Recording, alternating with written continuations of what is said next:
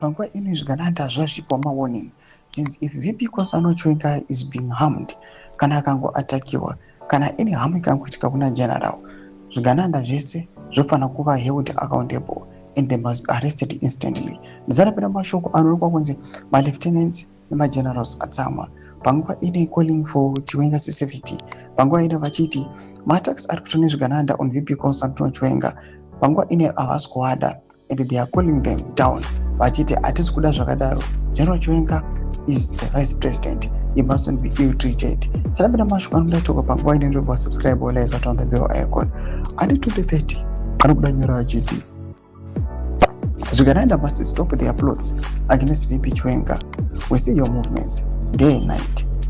If any harm reaches the VP, ET and his enforcers will be held accountable and arrested instantly. Do not test the people's resolve. We are watching, the world is watching. Be warned.